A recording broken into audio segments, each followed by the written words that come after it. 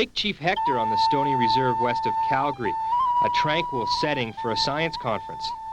But this is a science conference unlike most others.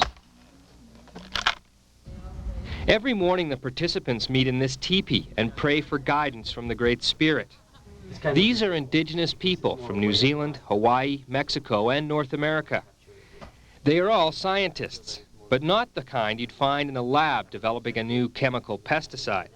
These are native scientists who see science as part religion, part philosophy, part of the natural world.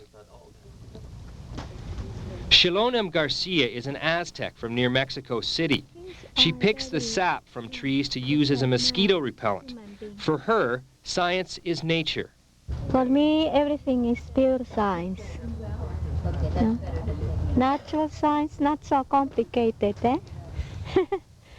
Native peoples have always looked to nature in a very sensitive way of interchange, giving back for what you take, not destroying soils. The Incas fed millions of people for thousands of years in the same gardens. So we're looking to their techniques as survival techniques because Western technological agriculture destroys soils and poisons the waters, the soils, and the air.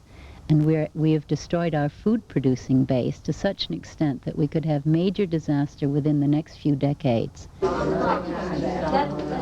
Members of this native network feel our environment is in desperate shape, and they think they can help. For the next few years, they'll be staging massive events to make people sit up and take notice. One is a peace pipe walk across North America, and a crossing of the North Atlantic with native vessels. Another is a trek along the backbone of South America to rediscover the ancient Inca Trail. And possibly the most ambitious, a canoe journey around the Pacific Rim.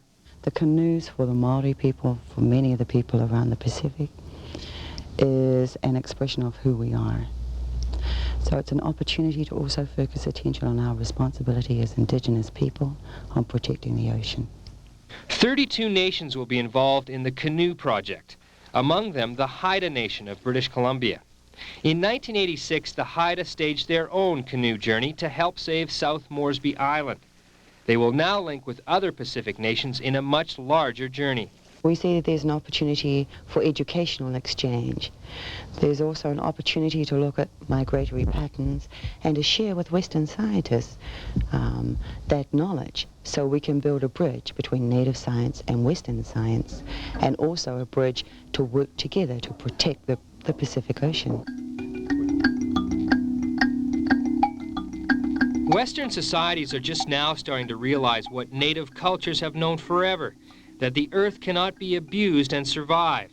Pam Colorado says an alternative is native science. Well, it offers first the possibility for saving the planet from total ecological collapse.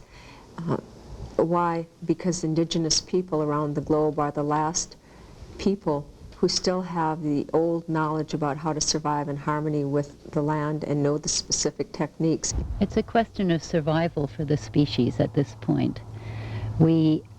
Western science has done wonders in terms of developing technologies, including space technology, which permitted us for the first time to see the Earth as a whole. Now we have to recognize ourselves as part of a fragile living system.